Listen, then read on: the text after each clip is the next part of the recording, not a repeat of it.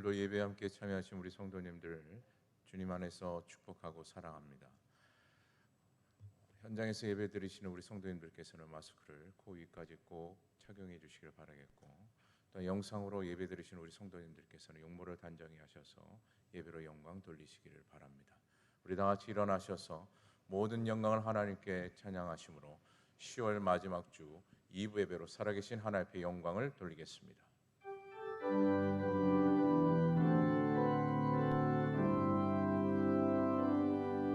모든 영광을 하나님께, 모든 영광을 하나님께, 온 마음과 뜻 다해 주 예배합니다. 모든 영광을 하나님께.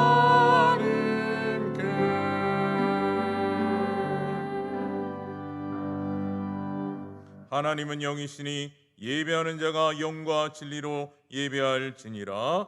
아멘.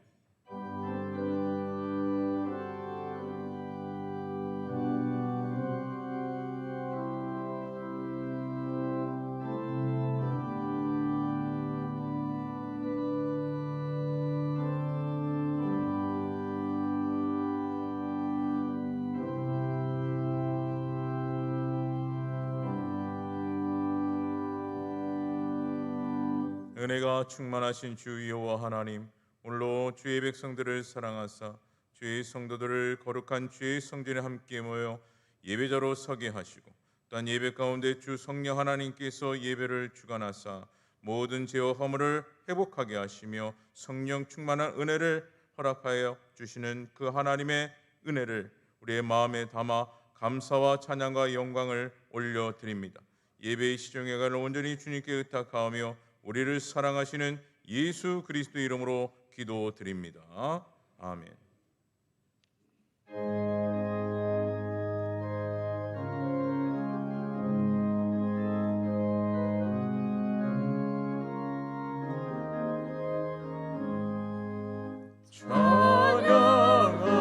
찬양하라 복되신 구주 예수, 백성들아 사랑을 전하세. 경배하라 하늘의 천군과 천사, 주님 앞에 영광을 돌리세. 목자같이 우리를 지키시고 종의 품에 늘 안아주시니 찬양하라 높으신 권세를 찬양, 찬양 찬양 영원히 드리세. 찬양하라 복되신 구세주 예수, 우리 대신 주님을 당했네. 구주 예수 영원한 구원의 소망, 경배하며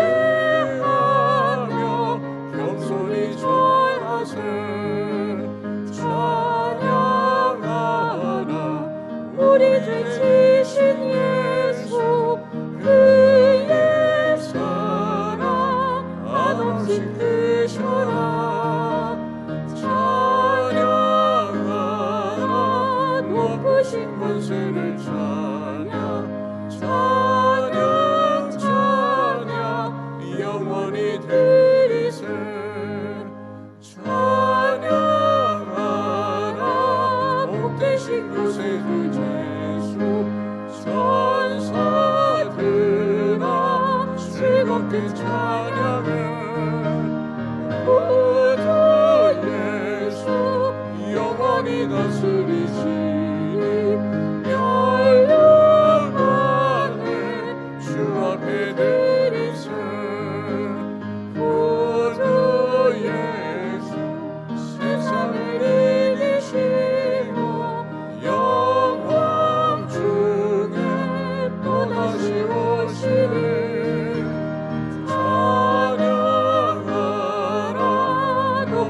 권세는 찬양 찬양 찬양 영원히 드리세.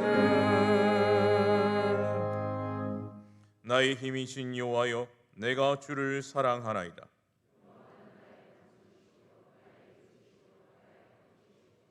나의 하나님이시여, 내가 그 안에 피할 나의 바위시요 나의 방패시요. 예수께서 이르시되 오히려 하나님의 말씀을 듣고 지키는 자가 복이 있느니라 하시니라. 이 복음은 모든 믿는 자에게 구원을 주시는 하나님의 능력이 됨이라.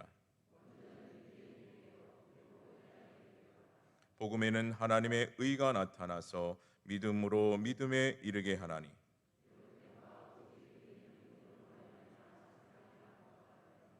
너희가 내 말에 거하면 참으로 내 제자가 되고 우리 주 예수 그리스도로 말미암아 우리에게 승리를 주시는 하나님께 감사하노니. 다 같이 합독하겠습니다. 항상 주의 일에 더욱 힘쓰는 자들이 되라. 아멘. 전능하사 천지를 만드신 하나님 아버지를 내가 믿사오며 그 외아들 우리 주 예수 그리스도를 믿사오니, 이는 성령으로 잉태하사 동정녀 마리아에게 나시고 본디오 빌라도에게 고난을 받으사 십자가에 못 박혀 죽으시고 장사한 지 사흘 만에 죽은 자 가운데서 다시 살아나시며 하늘에 오르사 전능하신 하나님 우편에 앉아 계시다가 저희로서 산 자와 죽은 자를 심판하러 오시리라. 성령을 믿사오며 거룩한 공예와 성도가 서로 교통하는 것과 죄를 사하여 주시는 것과 몸이 다시 사는 것과 영원히 사는 것을 믿사옵나이다. 아멘.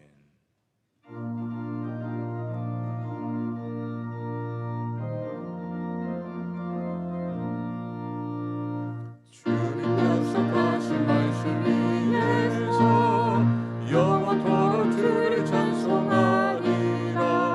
소리 높여 주께 영광 돌리며 약속 믿고 굳게 서리라. 굳게 서리, 영원하신 말씀 위에 굳게 서리. 굳게 서리, 그 말씀 위에 굳게 서리라. 주님 약속하신 말씀 위에서 세상 염려 내게 학습할 때에 용감하게 힘써 싸워 이기며 약속 믿고 굳게 서리라. 굳게 서리, 영원하신 말씀 위에 굳게 서리. 굳게 서리, 그 말씀 위에 굳게 서리라. 주님 약속하신 말씀 위에서 영원하신 주의 사랑 힘입고 성령으로 힘써 싸워 이기며 약속 믿고 굳게 서리라. 굳게 서리, 영원하신 말씀 위에 굳게 서리. 굳게 서리, 그 말씀 위에 굳게 서리라.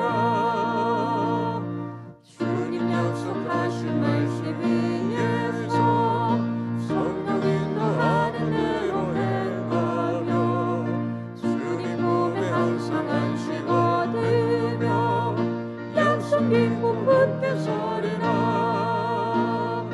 굳게 서리, 영원하신 말씀 위에 굳게 서리. 굳게 서리, 그 말씀 위에 굳게 서리라. 사랑과 영광 풍성하신 하나님 아버지, 슬픔과 고통이 많은 이 세상에서 하나님 말씀을 붙잡고 소망을 가지고 살아가게 하여 주셔서 주님의 나와 하나님 아버지께 영광을 드릴 수 있도록 은혜를 내려주시니 진심으로 감사드립니다.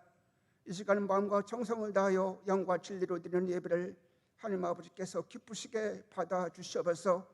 영상으로 드리는 예배에도 주님께서 함께하여 주시옵소서. 하나님 아버지, 저희들이 주님을 모시고 살아간다면서도 써져가는 것들을 구하느라 성령 이끄신 대로 살지 못하여서 성령을 근심하게 했던 저희들의 잘못을 이 시간 고백하오니 하나님 아버지 용서하여 주시옵소서. 자비로우신 하나님 아버지, 저희들이 어렵고 힘든 일을 만날 때마다 하나님 아버지를 믿고 의지하게 하시고 하나님의 말씀과 기도로 하나님의 능력을 경험하는 저희 모두가 되게 하여 주시옵소서. 이 가을에 감사의 열매를 더욱 풍성히 맺게 하여 주셔서 모든 것이 주님의 은혜였음을 믿음으로 고백하는 저희들이 되게 하여 주시옵소서. 여러 가지 질병으로 투병적인 이들을 위로하여 주시고 치료의 광선을 비춰주셔서 깨끗이 치료하여 주시옵소서. 말씀을 들고 단위에 서시는 담임 목사님을 성령의 능력으로 붙들어 주셔서 하나님의 말씀을 능력 있게 전하시게 하여 주시옵소서. 말씀을 듣는 저희들이 주님께서 주시는 평안을 얻게 하시고 하나님께 이끌리어 일평생 주만 바라보며 살아가게 하여 주시옵소서. 은혜가 공사가 되지 않도록 하나님 아버지께서 이 민족을 눈동자치에 시켜주시고 보호하여 주시옵소서. 코로나19 가속히 물러가여 주셔서 저희들이 찬양과 경배를 마음 놓고 들을 수 있도록 은혜를 내려주셔서 주님의 몸된 교회를 섬기는 성도들이 어려운 상황에서도 구원해 주시는 하나님의 놀라운 은혜를 체험하게 하시고 주님께서 주시는 복을 누리며 행복한 삶을 살 수 있도록 은혜를 내려주셔서 저희들의 가정의 믿음의 결실을 풍성히 거둘 수 있는 생활을 되게 하시고 몸과 마음을 들여 헌신할 때마다 주님 사랑하는 기쁨이 가득하게 하여 주시옵소서. 저희들 앞길을 환하게 비춰주셔서 하나님 아버지께 영광 돌리며 하나님께 기쁨을 드리는 가정이 될 수 있도록 은혜를 내려 주시옵소서. 하나님 마음을 기쁘시게 위하여 이 쪽에서 봉사한 손길들을 하나님께서 아버지께서 기억하여 주시고 봉사가 많아질수록 하늘의 부하도 넘쳐나게 하여 주시옵소서. 예배를 하나님 아버지께서 홀로 영광 받으시기를 간절히 원하옵고 예수님의 귀하신 이름으로 기도드리옵나이다. 아멘.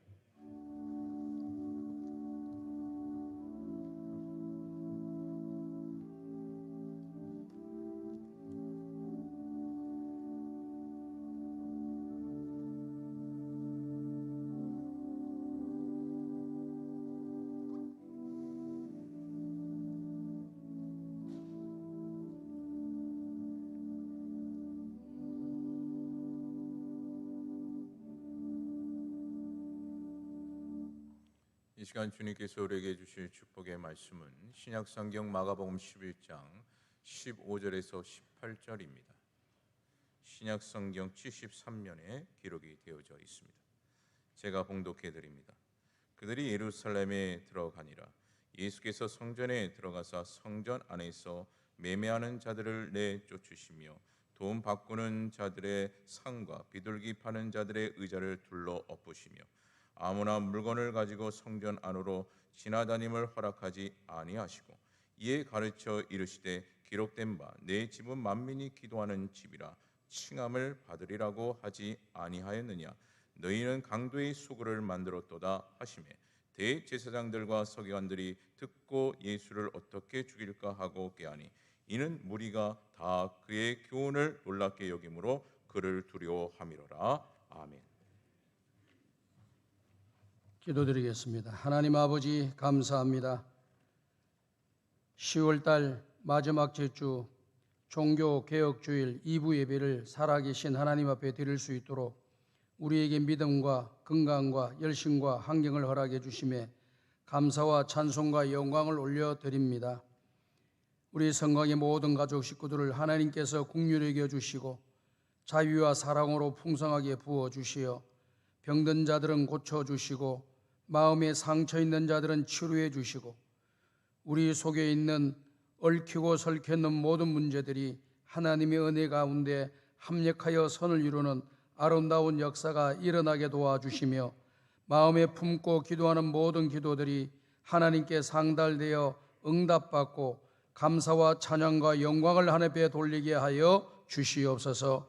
이 시간 하나님의 귀한 말씀을 듣기를 원하오니 하늘의 문을 열어주시고 우리의 마음의 문을 열어주시고 전하는 자의 입술도 열어주시어서 오늘도 주시는 하나님의 말씀으로 말미암아 은혜와 복을 받고 새로워지는 역사가 일어나게 하여 주시옵소서. 예수님의 이름으로 기도드리옵나이다. 아멘. 우리 옆 사람과 서로 인사합시다. 주님의 이름으로 축복합니다. 사랑합니다. 존경합니다. 10월달 마지막 제주 2부 예배 참석하신 우리 모든 성도 여러분들에게 하나님의 은혜와 평강이 함께 하시기를 주님의 이름으로 축복합니다. 오늘은 마가복음 11장에 기록되어 있는 말씀의 내용을 가지고 예수님의 성전개혁이라고 하는 제목으로 함께 은혜를 나누고자 합니다. 1517년 10월 31일 그날에 종교개혁이 시작된 날을 기점으로 해서 503주년이 되는 날이 바로 이번 주간입니다. 그래서 전국 교회는, 전 세계 교회는 이번 주일을 종교개혁주일로 지키면서 종교개혁의 그 정신을 다시 한번 되새기면서 우리의 신앙이 변화되어지고 개혁되어지고 새로워지는 길로 걸어가는 계기로 만들기 위해서 온 교회가 이 날을 우리가 지키고 있는 거예요. 우리가 잘 알고 있듯이 당시 로마 교회는 부정과 부패와 여러 가지 잘못된 성경의 말씀에 어긋나는 그러한 제도들과 행위들로 말미암아 성경에서 많이 벗어나 있는 그런 결과를 가져왔습니다. 그래서 이 모든 문제를 지켜보고 있던 신학자들과 목회자들이 이러이러한 것은 성경과 맞지 않다라고 해서 그들에게 이것을 제시를 하잖아요. 그러면서부터 종교개혁이 일어난 것입니다. 독일의 마틴 루터가 당시 타락과 부패, 하나님 말씀과는 전혀 관계없는 전통과 관습을 말씀보다 더 권위 있고 존중히 여기는 가톨릭 교회를 향하여서 하나님의 말씀으로 돌아가자고 하는 슬로건으로 신앙개혁 운동을 일으킨 것입니다. 존 칼빈은 개혁교회는 항상 말씀으로 개혁되어져야 된다라고 말씀을 하셨고, 나아가서 말씀이 가는 곳에 가고 말씀이 멈추는 곳에 멈추는 것이 우리의 올바른 신앙의 길이다라고 하는 것을 말씀한 적이 있습니다. 우리가 잘 알고 있는 대로 종교개혁자들은 무엇을 주장했습니까? 5가지를 주장했습니다. 첫 번째는 오직 성경, 솔라 스크립추라라고 하는 그런 단어입니다. 오직 성경 말씀만이 우리 신앙생활의 기준이 된다는 겁니다. 그리고 모든 판단의 근거가 된다는 것입니다. 모든 주장의 근거가 된다라고 하는 것을 이야기했습니다. 디모데후서 3장 16절과 17절을 보게 되게 되면은 하나님의 말씀은 감동으로 된 것으로, 성령의 감동으로 된 것으로 교훈과 책망과 바르게 함과 의로 교육하기에 유익하니 이는 하나님의 사람으로 온전하게 하며 모든 선한 일을 행할 능력을 갖추게 하려 함이니라 라고 말씀했습니다. 성경에 기록되어 있는 말씀은 사람들의 말이 아니요 세상들의 사람들의 말이 아닙니다. 전능하신 하나님, 천지 만물을 만드신 그 전능하신 하나님이 우리에게 말씀하신 내용으로 우리가 이것을 받아들여야 되고요. 그리고 이 안에는 의와 교육함과 바르게 함과 또 하나님 앞에서 우리가 책망받아야 될 그런 내용들이 다 기록이 되어 있다는 겁니다. 그래서 스스로가 말씀을 읽으면서 말씀을 보면서 말씀을 필사하면서 그곳에서 나를 책망하는 말씀이 있으면 회개하면 되는 겁니다. 또 하나님 앞에 바른 신앙의 길로 걸어가는 모습이 이 말씀 속에 기록이 되어 있다고 하면 하나님 아버지 불쌍한 연약한 존재에게 이렇게 말씀의 길로 걸어갈 수 있도록 은혜를 주시니 감사합니다 하고 기도하시면 되는 것입니다.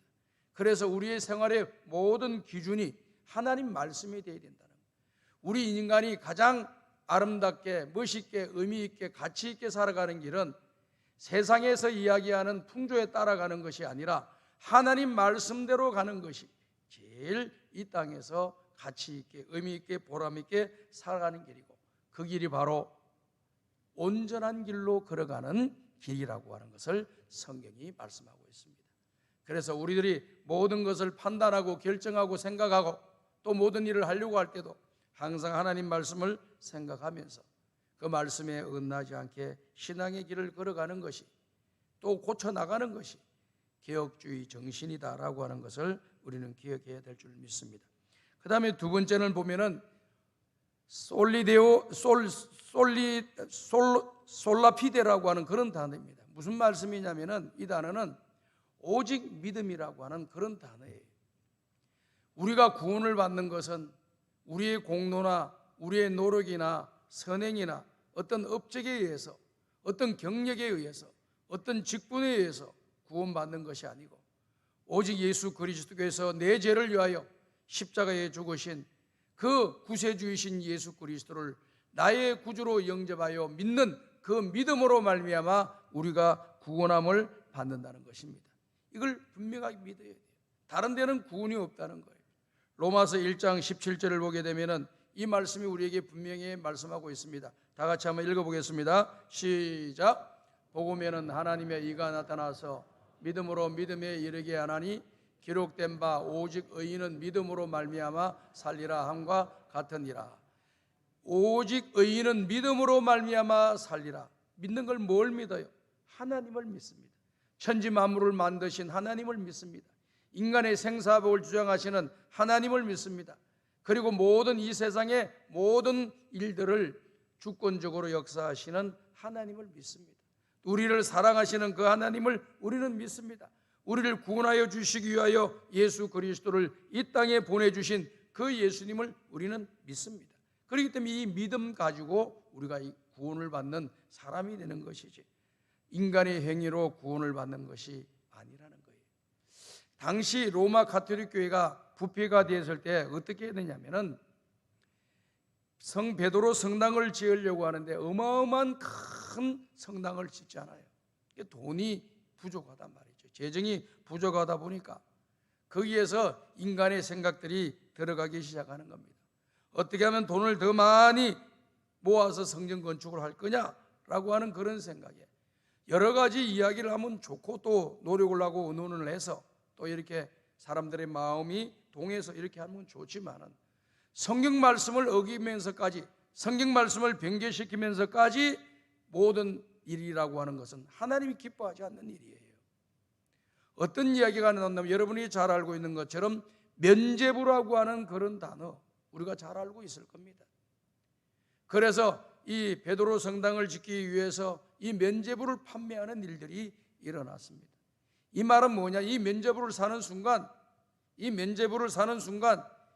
또 이렇게 면죄부를 사기 위해서 헌금을 드리는 그 순간 연옥에 가 있는 그 사람이 천국으로 올라간다는 거예요. 우리는 천국과 지옥 이 두 가지만 이야기를 하잖아요. 천주교에는 천국과 지옥 사이에 연옥이라는 것이 있다는 겁니다. 어중간한 사람들은 다 연옥에 있다가 연옥에서 봐가지고 시원찮으면 밑으로 떨어지고 괜찮으면 위로 올라가고 그러는데 땅에 있는 사람들이 자손들이 후손들이 그 부모님들을 위해서 그 할아버지를 위해서 많이 기도하고 많이 선행을 하고 많이 헌금을 하면은 그쪽에 전옥에 있는 그 조상이 천국으로 올라간다는 그런 이론이에요. 성경에도 없는 거예요. 그러면서 그렇게 하니까 많은 사람들이 성전 건축을 위해서 헌금을 드린 거예요. 성전 건축을 위해서 드리는 것은 좋지만은 지옥 갈 사람이 천국 가기 위해서 드리는 것은 그것은 헌금을 드렸기 때문에 올라가는 것은 성경 말씀에 전혀 어긋나고 안 되는 개념이었던 것입니다. 그런데도 불구하고 돈을 거두어서 성전을 짓고자 하는 그 마음 때문에 하나님의 말씀을 변개시키는 그런 행위들, 그래서 돈을 내어서 죄를 사함받고 구원받는다라고 하는 것은 있을 수가 없고 오직 믿음으로 말미암아 구원받는다는 것을 주장하게 된 거 아닙니까? 이 성경에 나와 있는 그 말씀 그대로 하는 것이죠. 그 다음에 세 번째는 오직 은혜입니다. 오직 은혜, 솔라 그라티아라고 하는 그런 단어입니다. 이 말은 에베소서 2장 8절에서 9절입니다. 너희는 그 은혜를 의하여 믿음으로 말미암아 구원을 받았으니 이것은 너희에게서 난 것이 아니요 하나님의 선물이라. 행위에서 난 것이 아니니 이는 누구든지 자랑치 못하게 하려 함이라. 이 말씀을 우리가 잘 보셔야 됩니다. 왜 하나님께서 우리의 행위로 구원을 받게 하지 아니하고 은혜로 구원을 받게 하셨나 하는 그 이유를 이곳에서 잘 설명하고 있습니다.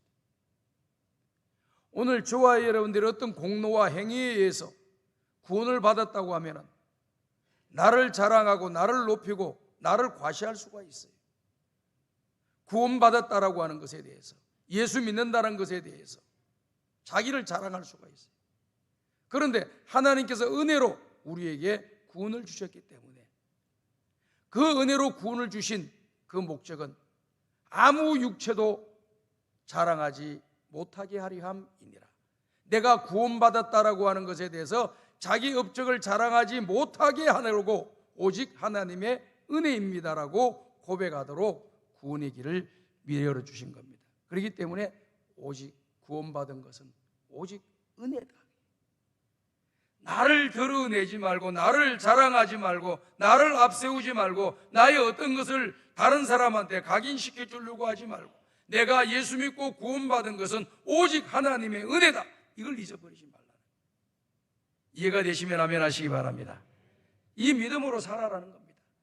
내가 열심히 교회에 봉사했기 때문에 하나님이 나를 천국 가게 해주신다. 내가 기도 많이 했기 때문에 하나님 나를 천국 가게 해주신다. 내가 선한 일을 많이 했기 때문에 내가 하나님이 나를 천국 가게 해주신다. 또 내가 헌금을 많이 드렸기 때문에 하나님 앞에 천국 가게 된다. 이게 아니라는 겁니다. 그것은 어디에서 나와야 되느냐? 하나님의 은혜로 구원받았으니 구원 그 엄청난 온천하를 주고도 바꿀 수 없는 구원을 받았으니 얼마나 감사합니까? 만립이 다 있어도 감사를 표현할 수가 없고 내 모든 것을 드려도 그 감사를 갚을 길이 없는 거예요. 은혜를 갚을 길이 없는 거예요. 그렇기 때문에 그 엄청난 은혜를 받았기 때문에 내 마음과 뜻을 다하여 하나님 앞에 드리고 또 하나님의 선한 일에 쓰임받고 또 연약한 자들과 가난한 자, 불쌍한 자를 도와주고 하나님의 교회를 위하여 몸과 마음과 정성을 드리는, 또 기도를 하는, 또 그렇게 또 순종을 하는 그러한 삶을 살아가는 것이죠. 내가 했기 때문에 하나님이 구원을 주시는 게 아니라 구원 문제에 관한 것은 전적으로 하나님의 은혜로 우리에게 주어졌기 때문에 내가 예수 믿고 구원받고 천국 가는 것에 대해서 내가 이렇게 했기 때문에 저렇게 했기 때문에 구원받은 게 아니라는 거예요. 근데 천주교에서는 그와 같은 것을 했다는 겁니다. 내가 많이 노력하면 내 죄가 점점 씻겨질 것이요 선한 일을 많이 하면 그만큼 내 죄가 씻어질 것이다. 이렇게 가르치는 거예요. 이게 잘못된 가르침이죠. 오직 우리의 죄가 씻음 받는 것은 예수 그리스도의 십자가의 보혈의 은혜밖에 없는 줄로 믿습니다. 그렇기 때문에 우리는 우리 죄가 씻음 받고 또 우리가 구원받는 것은 하나님의 은혜고 예수님의 십자가의 보혈의 은혜라고 하는 것을 잊어버리지 말아야 됩니다. 그 하나님의 사랑에 의해서 내가 구원을 받았다라고 하는 것을 우리가 알아야 됩니다. 우리가 구원받기 전에 어떤 존재였습니까? 로마서 5장 6절과 8절과 10절을 보게 되면 세 가지의 내용으로 나오고 있잖아요. 첫 번째는 우리가 아직 연약할 때에 그리스도께서 우리 죄를 위하여 죽으심으로 하나님께서 우리를 사랑해 주셨다라고 하는 것을 이야기해 주고 있습니다. 그러니까 예수님이 우리를 위하여 십자가에서 죽으신 그 예수님은 내가 어떤 상태에 있을 때 죽었느냐? 바로 연약할 때, 모든 것이 부족하고 나약하고 모자라는 것밖에 없는 나를 위해 죽으신 거예요. 그다음 두 번째는 8절에 나와 있는 내용은 여전히 우리가 죄악 가운데 있음에도 불구하고 나를 위해 십자가에 죽으시고 믿는 나에게 구원을 주신 거예요. 죄인되어 있던 내 모습이 구원을 받은 거예요. 나는 어떤 존재로서 구원받았냐? 연약한 존재일 때, 죄인 되었을 때 구원받은 거예요. 뭐가 잘 내가지고 선한 일을 많이 했기 때문에 구원받은 것이 아니라 연약하고 죄인 되었을 때 구원받은 거예요. 믿음으로. 마지막 세 번째는 10절에 나와 있는 것처럼 우리가 하나님에 대하여 원수로 행할 때에 우리 하나님께서 우리를 사랑하셔서 예수님을 십자가에 내어주시고 대속의 제물로 내어주시고 믿는 모든 자에게 구원을 주신 거라는 겁니다. 이것이 하나님이 우리를 얼마만큼 사랑하고 얼마나 은혜를 베풀어 주시는가 하는 확실한 증거가 된다라고 하는 거예요. 오늘 여러분 예수님의 십자가를 생각하면서 구원받을 수 없는 우리들이 구원받도록 만들어주신 우리 예수님의 그 십자가의 사죄의 은총이 오늘 저와 여러분들에게 있다라고 하는 것을 기억하면서 예수님을 생각하면서 예수님 감사합니다. 나를 위해 십자가에 죽으시고 내 죄를 대신해서 그 모든 고난과 고초를 다 당하셨군요. 이걸 항상 기억하며 그 예수님에 대해서 감사하고 또 독생자 위아들 아낌없이 우리에게 보내주신 그 하나님의 사랑에 대해서 항상 감사하면서 우리 남은 인생 은혜를 주신 그 하나님께 은혜를 보답하면서 살다가 천국 가는 것이 우리 성도들이 걸어가야 할 성경적인 삶이라고 하는 것을 우리 모든 성도님들의 마음에 담으시기를 주의 이름으로 축복합니다. 그 다음에 네 번째는 뭐냐면은 오직 예수입니다. 오직 예수. 솔라 크리스투투스라고 하는 그런 단어입니다. 성경에 보게 되면 요한복음 14장에 나는 길이요 진리요 생명이니 나로 말미암지 않고는 아버지께로 올 자가 없느니라. 아버지가 계신 곳이 어디입니까? 천국이에요. 천국으로 갈 수 없는 것은, 천국으로 갈 수 있는 길은 뭐냐? 예수님을 통해서 가야 되는 거예요. 길이요 진리요 생명이신 예수님을 통해서만이 하나님 나라 천국 구원을 받는 것이지 다른 곳으로 구원받고 천국 들어가는 것이 아닙니다. 오직 예수님을 통해서만이, 내가 예수님을 믿을 때만이 우리가 들어가는 거예요. 그래서 예수님은 길이요 진리요 생명이라고 말씀을 하신 것입니다. 그 다음 다섯 번째는요, 오직 하나님께만 영광입니다. 솔리데오 글로리아라고 하는 그런 단어입니다. 솔리데오 글로리아, 오직 하나님께만 영광. 고린도전서 10장을 보면 너희가 먹든지 마시든지 무엇을 하든지 하나님의 영광을 위해서 하라. 유대인에게나 헬라인에게나 하나님의 교회에 그치는 자가 되지 말고 나와 같이 모든 일에 모든 사람을 기쁘게 하여 자신의 유익을 구하지 아니하고 많은 사람의 유익을 구하여 그들로 구원을 받게 하라. 하나님께 영광 돌리는 게 뭐냐면 그 밑에 나와 있는 32절 33절이에요. 먹든지 마시든지 무엇을 하든지 하나님 영광 위에 살게 하여 주옵소서. 우리가 기도를 얼마나 많이 합니까? 또 하나님 영광 위에 살겠다고 얼마나 말을 많이 합니까? 32절과 33절을 하셔야 되는 겁니다. 32절에는 뭐예요? 유대인에게나 헬라인에게나 하나님의 교회에나 거치는 자가 되지 말라라는 거예요. 걸림돌이 되게 만들지 말라. 선하고 좋은 일을 하고 하나님 기뻐하는 일에 걸림돌이 되는 사람이 되지 말라.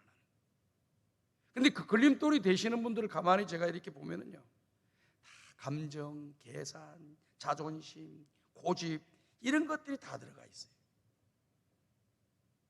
체면 뭐 이런 거, 이런 게 들어가 있어요. 계산이 다 들어가 있어요. 그런데 그런 걸 내려놓으면 그칠 일이 없어요. 하나님 기뻐하고 선하고 좋은 일을 하는데 뭐 그칠 일이 뭐 있습니까? 근데 좋은 일도 선한 일도 하나님 기뻐하는 영광 돌리는 일도 참 사람이 부패한 존재라 내 마음속에 감정이 쌓이면 못하게 만들고, 저거는 선하고 좋은 일인데 하나님이 기뻐하고 우리 교회에 유익이 되고 모두가 기뻐하는 일인데 못하게 해요. 걸림돌이 된다고 말이에요. 그 일을 방해한다고 말이에요. 이런 삶을 살아가는 사람들이 얼마나 많습니까? 이걸 기억해야 되는 거예요. 오늘 우리는 주님 앞에 먹든지 마시든지 무엇을 하든지 하나님 영광 위에 살아야 되는데, 밖에 가서도요, 어떤 공동체에서 선한 일을 하려고 할 때 그게 걸림돌 되지 마세요. 모두에게 유익되고 기쁨이 되고 행복이 되고 올바르고 바르고 정의로운 것을 하려고 하는데 그게 걸림돌이 되지 마세요. 그게 걸림돌이 되지 마세요. 또 심지어는요, 여야를 떠나서라도 바른 일을 한다고 한다면 다 지지해 주는 것이 성경적인 맞는 거예요. 나는 원래부터 야니까 여가 하는 건 무조건 다 싫다. 이것도 잘못된 모습이에요. 나는 여니까 야는 무조건 다 싫다. 이것도 잘못된 모습이에요. 어느 쪽에서 올바른 걸 받고 백성들을 위하여 나라를 위하여 올바른 이야기를 하는 사람이 있다면 그것을 인정해 주고 그것을 지지해 줘야 되는 거예요. 나쁜 길로 가는데도 내 편이다 그래가지고 따라가는 것은 정의롭지도 못하고 하나님께 영광을 돌리지도 못하고 성도로서의 빛으로 삶을 살아갈 수가 없는 것입니다. 그러니 우리 예수 믿는 사람들은요, 남은 생에 하나님 영광 위에 살아야 되기 때문에 하나님의 교회에서, 하나님 교회는 뭐 하는 곳이에요? 하나님 뜻을 받들어서 그 뜻을 이루어 드려서 하나님 나라를 확장시키고 영혼을 살리고 사람을 세우고 우리 이웃에게 빛과 소금이 되고 우리 성도들을 양육하고 이 땅에서 하늘의 소망을 가지고 행복하게 살아갈 수 있도록 하는 일에 우리 교회가 지금 쓰임받고 있잖아요. 그런 일에 우리 모두가 동력자가 되어야 되지, 거치는 자가 돼서는 안 된다는 거예요. 이게 바로 종교개혁의 후예들이 가져야 될 정신이고 마음이 되어야 됩니다. 그리고 그 밑에 보게 되면은요, 지금 31절, 32절까지 봤잖아요. 33절에는 뭐가 나왔습니까? 고린도전서 10장 31절과 32절, 33절에 나와 있는 내용을 보게 되면은요, 하나님의 교회에 거치는 자가 되지 말고, 두 번째는 모든 사람을 기쁘게 하는 사람이 되라 그랬어요. 이 기쁘게 하라고 하는 단어에 안에 뭐가 숨어 들어 있느냐 하면은, 죄를 짓는 일에, 악한 일에 그들을 기쁘게 하라는 게 아니에요. 모든 것 가리지 않고 막 무조건 이웃 기쁘기 위해서, 사람들 기쁘기 위해서 하는 게 아니고, 진짜 기쁨은 어디에서 나옵니까? 하나님에게서부터 오는 거예요. 진짜 기쁨은 어디에서 나옵니까? 예수님을 통해서 오는 거예요. 그렇기 때문에 우리 주변에 있는 사람을 기쁘게 하라고 하는 그 핵심의 마음은 뭐냐? 첫 번째는 그들의 마음속에 예수님이 들어가게 만들어서 기쁨이 없고 즐거움이 없고 소망이 없고 행복이 없는 이 땅 가운데 속에서 예수 그리스도로 말미암아 하늘의 소망을 가지고 행복하게 기쁘고 즐겁게 평화롭게 살아가도록 만들어주라는 거예요. 그것이 하나님께 영광 돌리는 성도들이 걸어가야 할 길이라는 것입니다. 그래서 그들에게 기쁨을 주는 거예요. 그리고 성경적으로 어긋나지 않는 그런 것이 있다면 모두가 기쁨과 화해하고 화평하는 것이 제일 좋습니다. 좀 이래도 되고 저래도 된다고 한다면 내가 조금 양보해서 그냥 해주는 것이 더 아름다운 것이라는 겁니다. 이래도 되고 저래도 되는데 끝까지 이것을 고집을 해서 상대방을 갖다가 박살내고 묵살시켜버리고 망신을 주고 그렇게 해가지고는 안 된다는 거예요. 거기에 뭐가 들어가 있느냐? 제가 조금 전에도 말씀을 드린 것처럼 감정도 들어가 있고 계산도 들어가 있고 자기 개인도 들어가 있고 이기주의적인 마음도 들어가 있고 욕심도 들어가 있고 자존심도 들어가 있고 내가 이겨야지. 그래가지고 상대방을 그냥 밟고 누르는 거예요. 상처를 주고. 그런 일을 하지 말라는 거예요. 그 다음에 모든 사람을 기쁘게 해주고 그 다음에 그들로 구원의 자리에 이르게 하라 그랬잖아요. 구원의 자리에 이르도록 우리가 복음을 전하는 이런 사람이 하나님께 영광을 돌리는 겁니다.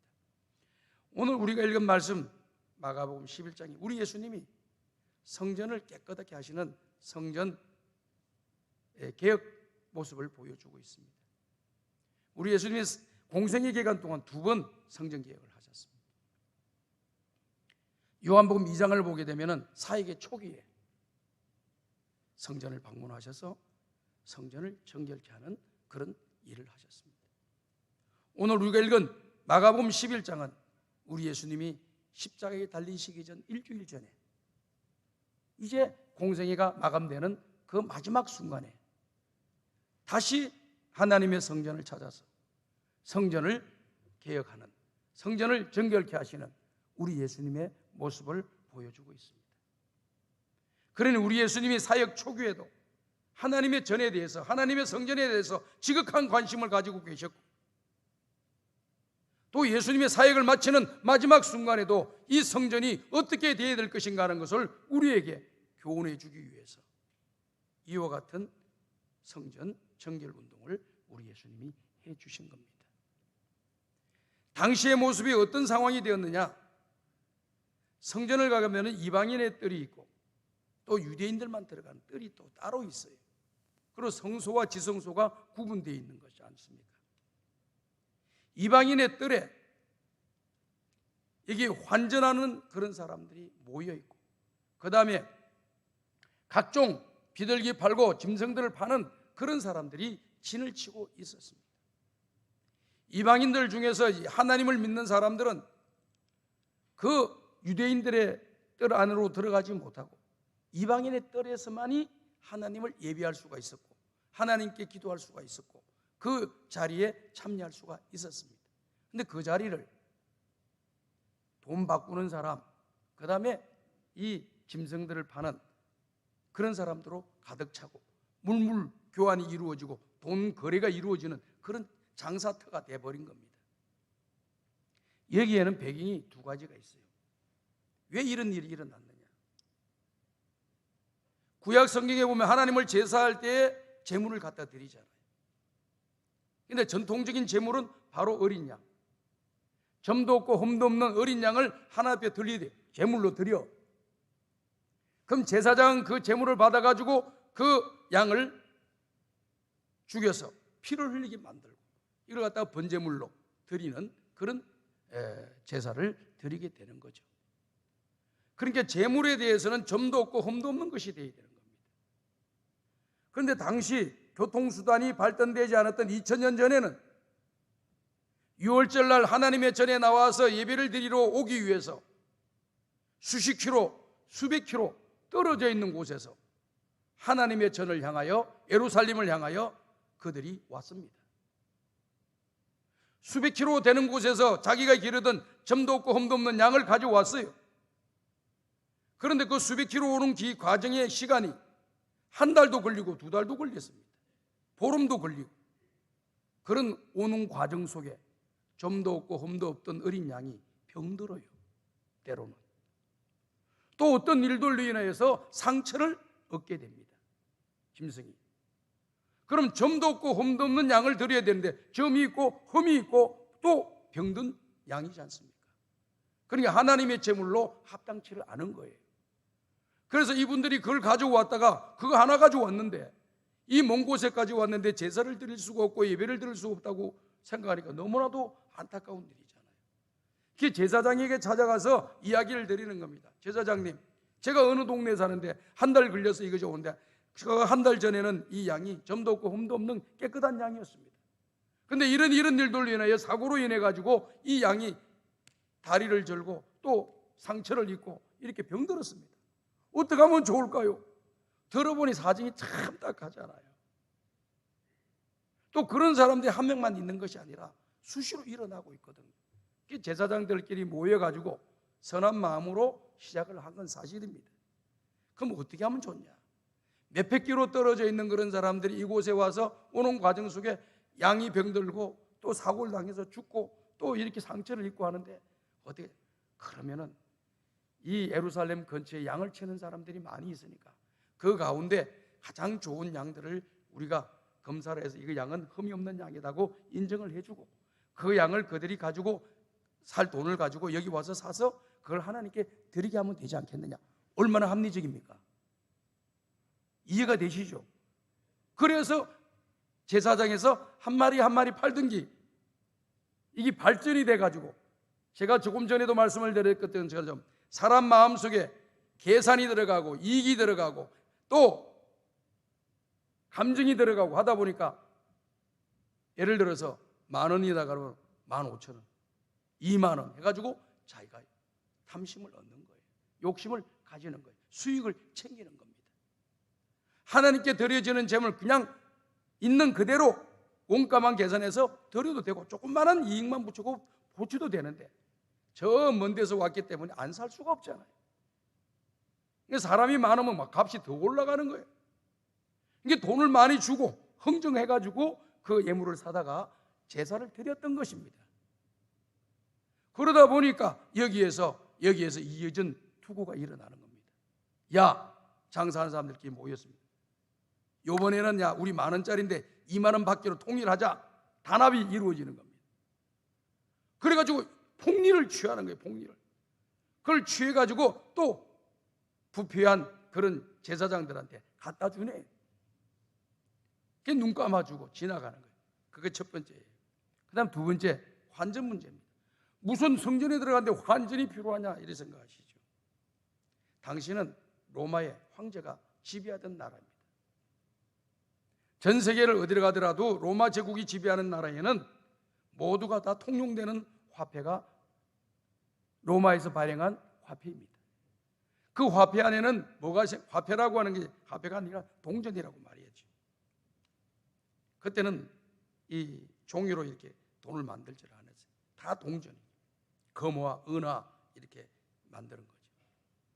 그런데 그 동전을 만들 때에, 금화를 만들 때 거기 안에다가 뭘 새기느냐?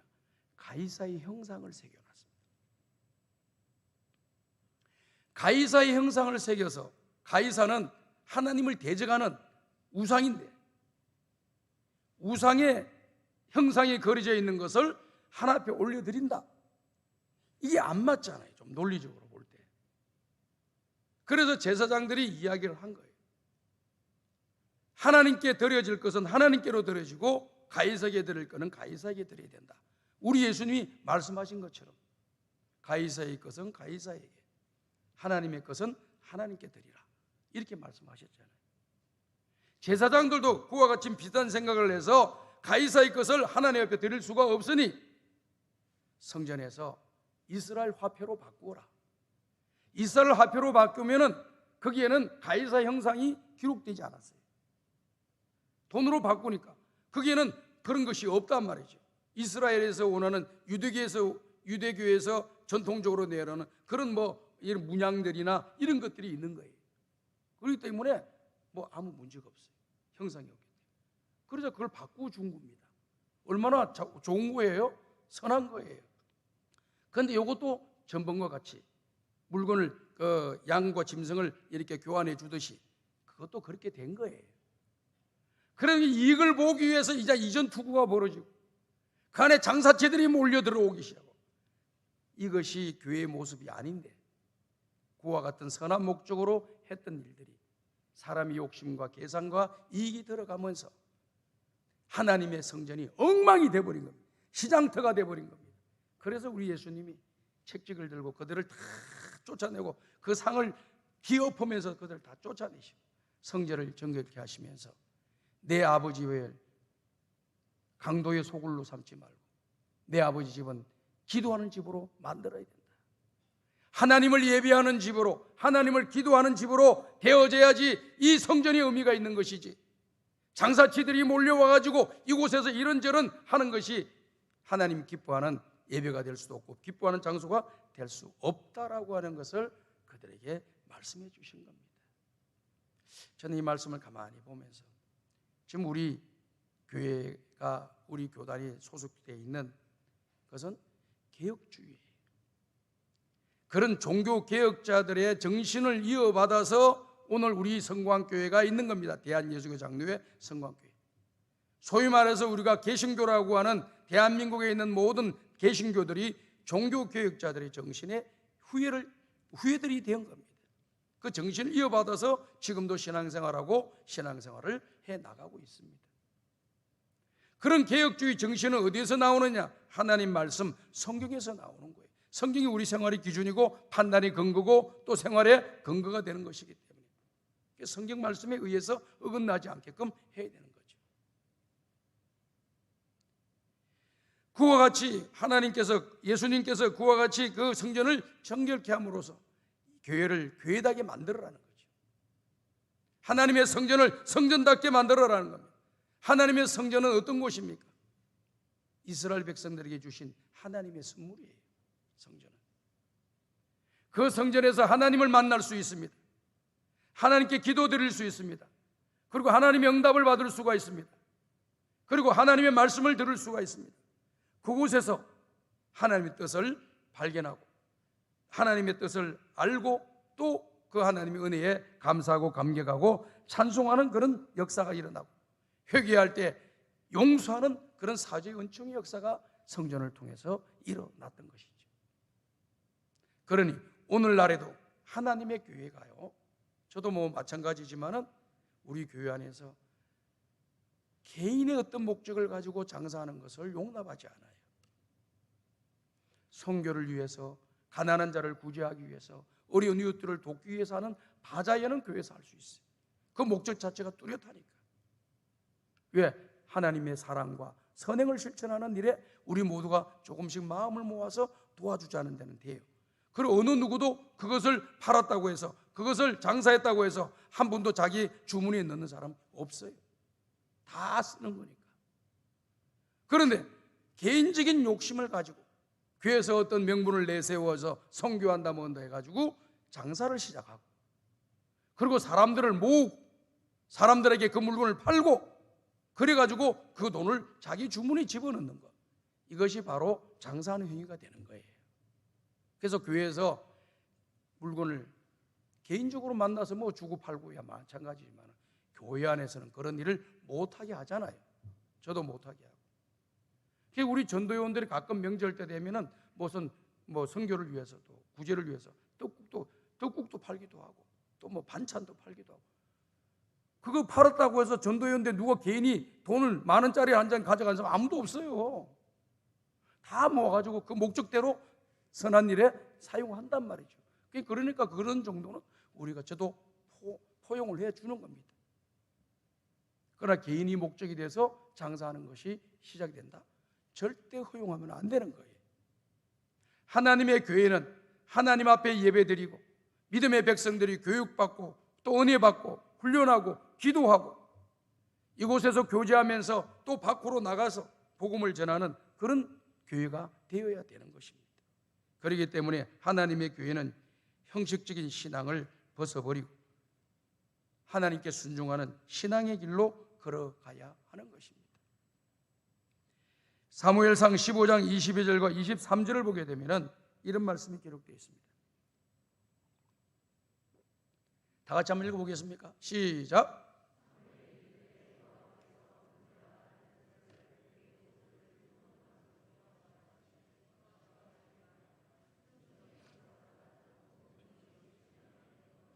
그 다음 23절 좀 신중하게 딱 집중해서 한번 읽어보겠습니다. 시작.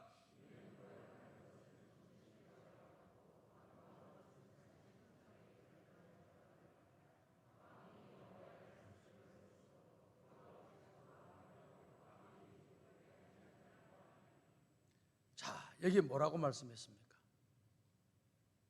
하나님께 드려지는 그 제물에 대해서 우리 하나님 기뻐하지 않는다는 겁니다. 왜 하나님이 원하시는 그 제물을 드리는데 기뻐하지 않는다는 겁니까? 그 속에 뭐가 들어가 있냐? 악이 들어가 있다는 거예요. 악한 것이 들어가 있다는 거예요. 악한 것이 들어가 있는 그 제물을 누가 알겠습니까? 그 안에 죄가 들어있는 제물이라고 하는 것을 누가 알겠어요? 아무도 몰라. 제사장도 모르고 아무도 몰라. 하나님은 알고 계시는 거예요. 그래서 온갖 죄를 다 범하면서 내가 하나님 앞에 나와가지고 내 죄를 용서해 주십시오 하고 이 제물을 드림으로써 내 죄가 용서받기를 바라는, 그것이 얼마나 잘못된 것이냐. 그런 제물에 하나님이 기뻐하지 않는다는 겁니다. 그 다음 두 번째 내용은 바로 이것이잖아요. 하나님의 말씀에 불순종하는 것은 우상 숭배하는 죄와 같다. 하나님의 말씀에 불순종하고 거역하는 행위는 우상 숭배와 같은 것이다. 그래서 왕이 하나님의 말씀을 버렸기 때문에 하나님께서도 왕을 버리십니다. 이렇게 이야기한 거예요. 무서운 말씀이죠. 오늘 우리가 좀 심각하게 또 정신을 좀 바짝 차리고 이 말씀을 좀 받아야 될 줄로 믿습니다. 불순종하고 하나님 말씀 거역하고 살아가는 행위가 남들한테 뭐 내 마음대로 하는데 누가 나를 간섭해? 라고 이야기할 수 있겠죠. 그러나 우리가 신앙인이라고 하면 하나님의 은혜로 구원을 받은 지옥 갈 사람이 천국 가도록 만들어주신 그 하나님의 은혜를 입은 사람이라고 한다면 하나님의 은혜를 보답하며 살아야 되는데 그것이 바로 하나님 말씀에 순종하며 살아가는 길입니다. 순종하지 않으면서 나는 신앙생활을 잘한다, 순종하면서 살면서 나는 직분을 잘 감당한다, 순종하지 않으면서 나는 믿음 생활을 잘한다, 다 거짓말이라는 거예요.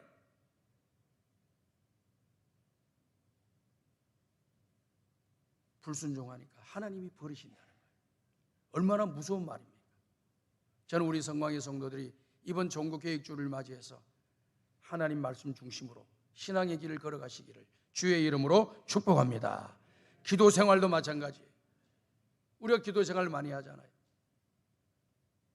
이사야 1장 13절과 15절입니다. 전체에 있는 말씀 중에 두 구절만 제가 찾아냈어요. 내용이 많이 있는데요. 두 구절을 제가 이렇게 말씀을 보려고 합니다.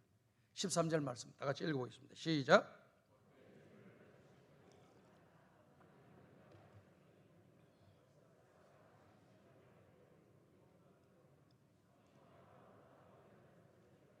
그 다음에 15절입니다. 시작.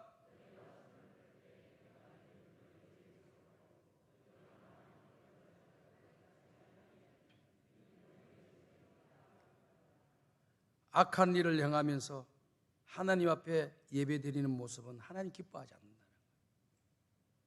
그 다음 두 번째, 악한 일을 하고 죄를 지으면서 기도하는 그 기도를 하나님께서 안 받겠다고 선언하신 거예요. 여러분, 저는 이 말씀이 굉장히 심각한 말씀으로 받아들이고 있습니다. 과거에는 이 말씀을 읽을 때 그냥 지나치고 읽었는데 한 목사 초년병이 될 때 이 말씀을 성경 연구를 하면서 공부를 하면서 가만히 보면서 아주 이 말씀을 묵상하게 되었어요. 좀 충격을 좀 많이 받았습니다. 구하라 그러면 너에게 주실 것이요, 찾으라 그러면 너희가 찾을 것이요, 문을 두드리라 그러면 너에게 열릴 것이냐. 구하는 자에게 좋은 것을 주신다. 너는 내게 부르짖고 내게 기도하라. 그럼 내가 알지 못하는 크고 비밀되는 일을 너희에게 보여주리라. 성경이 말씀하신 대로 기도하면 응답 주신다는 거 아닙니까? 그런데 성경 말씀도 한쪽만 보지 말고 다른 편에서 뭘 말씀하고 있는지를 종합적으로 보는 눈을 가지셔야 되는 겁니다. 죄를 짓고 기도하는 기도는 하나님이 받지 않으시는데 순종하면서 하나님의 말씀 앞에 순수한 마음 가지고 기도하는 그 기도는 하나님이 다 들어주신다는 겁니다. 이걸 아셔야 돼요. 그래서 오늘 우리가 드리는 예배, 우리가 드리는 기도, 드리는 예물, 이 모든 것들에 순수함이 있어야 된다. 악한 것을 빼버려. 목사님, 사람이 원래 부패한 존재이기 때문에 악한 요소가 없고 부패한 요소가 있고 또 부족한 것이 많을 텐데 그럼 우리가 지금 드리는 예배나 예물이나 기도는 이건 다 하나님이 안 받는 겁니까? 이제 길이 없습니까? 라고 이야기할 수 있는 거죠. 그런데 1장을 보게 되면 뒤에 딱 답을 나열했어요. 오라 우리가 서로 변론하자. 너희 죄가 주홍같이 붉을지라도 흰눈같이 양털같이 희어질 것이요. 무슨 말입니까? 내가 가지고 있는 모든 죄를 내가 하나님께 원하는 기도를 드리기 전에 먼저 드리는 거예요. 주님, 지난 주간 하나님 뜻대로 살지 못했습니다. 내가 바르게 살려고 하다가 이렇게 실수를 또 했습니다. 이런 악한 일을 했습니다. 이런 죄를 지었습니다 하고 주님 앞에 다 회개를 하라는 거예요. 그럼 주님은 우리가 드리는 그 회개, 진심 있는 그 회개를 기쁘게 받으시고 우리가 지은 모든 죄를 다 씻어주시고 우리가 행한 모든 악을 다 용서해 주시고 우리가 기도하는 그 기도를 그때 받으시는 겁니다. 이해가 되시면 아멘 하시기 바랍니다. 얼마나 감사해요. 길을 안 열어놓아 주시면 저와 여러분들은 살 길이 없어요. 다 예수님의 십자가의 보혈의 피로 길을 쫙 열어주셔서 나로 말미암지 않고는 아버지께로 갈 자가 없느니라. 예수님을 통해서야만이 우리 기도도 응답받고 예수님을 통해서야만이 상급도 받고 예수님을 통해서야만이 우리가 구원을 받을 수가 있는 줄로 믿습니다. 그러니까 이런 은혜가 있는 거예요.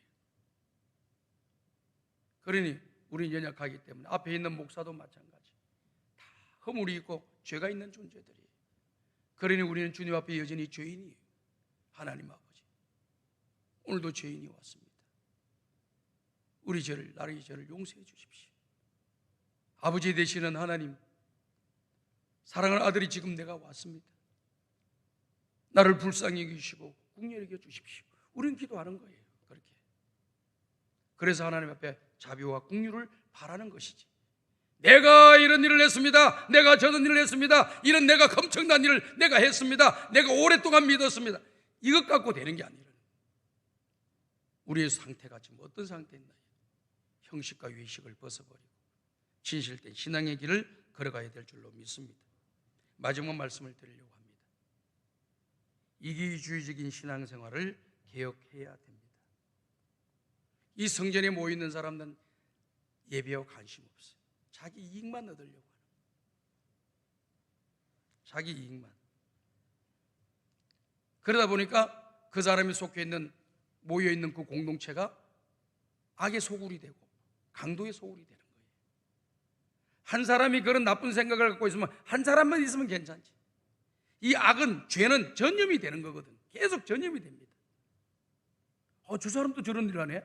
난 괜찮겠네 해가지고 또 죄가 전달되어서 시간이 많이 수십 년 지나다 보면은 그것이 보편화되어 버립니다. 보편화. 그건 당연하게 생각하고 있어요. 신앙생활이라고 하는 것은 내 이익을 위해서 신앙생활하는 것 같지만은 아니에요. 내가 구원받는다는 것은 내 이익이죠. 그건 내 이미 구원받았어요. 이미 우리는 구원받았다는 그는 엄청난 은혜를 우리 입었어요. 예수 믿는다 고백하니까. 그러나 그 이후의 삶은 절대적으로 내 개인 이기주의로 살지 말고 이타주의로 살아야 돼요. 이타주의라는 건 뭡니까? 나도 원하지만은 우리 이웃들도 좋은 것을 가지도록, 우리 이웃들에게 기쁨과 즐거움과 구원과 소망을 가지게 하기 위해서, 그들에게 행복을 주기 위해서 내가 뭔가 하늘의 미랄이 되는 것, 이게 바로 오늘 우리 하나님 우리에게 요구하시는 거예요. 그 일을 위해서 수고하고 시간을 들이고 몸을 들이는 사람들, 이런 것을 하나님이 영광을 받으시고 그분에게 하나님의 은혜와 복을 내려주시는 겁니다. 신규루처럼 저게 뭔가 보면 있겠다고 막 쫓아다녀서 될 일이 아니에요. 가보면 아무것도 없어요. 오늘 우리 기준은 신규루를 쫓아다니는 것이 아니라 하나님 말씀을 붙잡고 믿음의 길을 걸어가셔서 남은 생에 예배의 성공자, 기도 응답받는 기도자들이 꼭 되시고 세상의 빛과 소금으로 나 중심으로 살지 말고 하나님 중심으로, 교회 중심으로, 또 우리 이웃들을 중심으로, 또 내가 조금 희생하더라도 많은 사람을 기쁘게 좀 해드려야 되겠다, 이런 마음 가지고 살아가시는 여러분들이 되셔서 2020년도 종교개혁 주일에 큰 은혜가, 여러분의 변화가 일어나기를 주의 이름으로 축복합니다. 하나님 아버지 감사합니다. 오늘도 귀한 말씀 주시는 이 말씀을 우리의 마음에 담고 예수님의 십자가의 첫사랑을 기억하고 맡겨주신 사명에 따라 믿음의 길을 잘 걸어가다가 다 천국 가서 주님 앞에 칭찬받고 자손만대에 복을 물려주는 믿음의 조상들이 되게 하여 주시옵소서. 예수님의 이름으로 감사하며 기도합나이다. 아멘.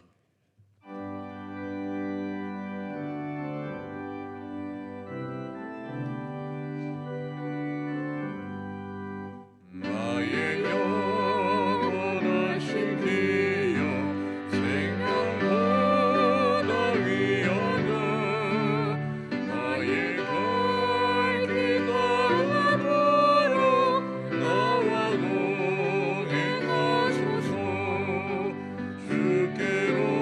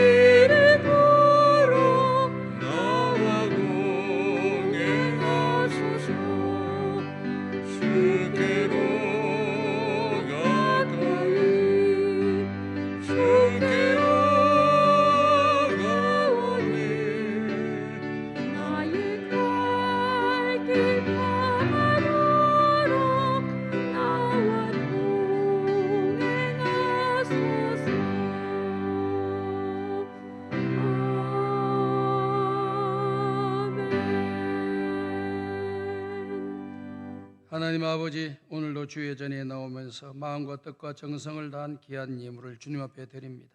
하나님께서 기쁘게 받아주시고 저들이 개인과 가정과 직장과 경영하는 사업장에 은혜와 복을 내려 주시옵소서. 주의 전에 나오며 감사의 물을 드립니다. 범사에 감사합니다. 기도응답을 주셔서 감사합니다. 주의 전에 나와 예배드리게 하시니 감사합니다. 결혼식을 잘 마치게 해주시니 감사합니다. 이 모양 저 모양으로 감사의 물을 드린 주의 종들에게 이 일로 더 감사할 일들이 많아지게 도와주시고 우리 성광의 가족 식구들은 항상 감사하며 살아가는 은혜와 복이 있게 하여 주옵소서. 예수님의 이름으로 축복하며 기도하옵나이다. 아멘.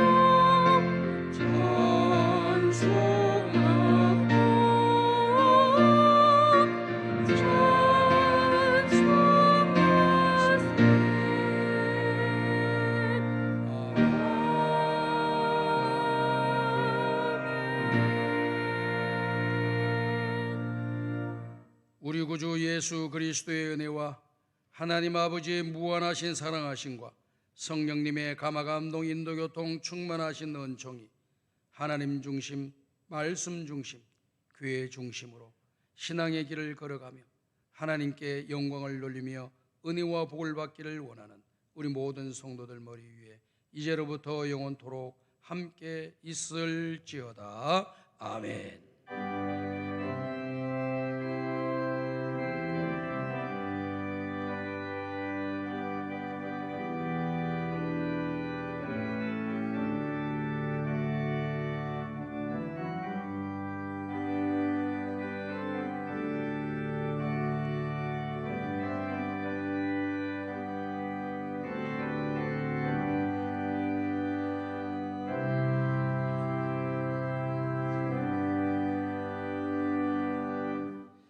자리에 앉아 주시기 바랍니다. 우리 옆사람과 다시 한번 인사합니다. 참 잘 오셨습니다.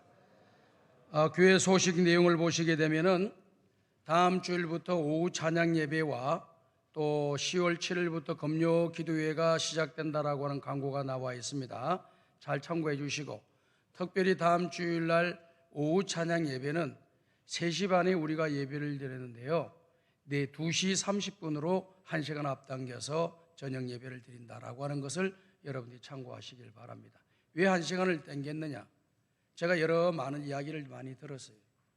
우리 여자분들은 신앙이 열심히 있고 믿음이 좋아서 저녁 예배까지 다 드리는데 믿지 않는 남편과 가족들은 집에 있는 거에 안 나오니까, 교회를 안 나오니까, 안 믿으니까.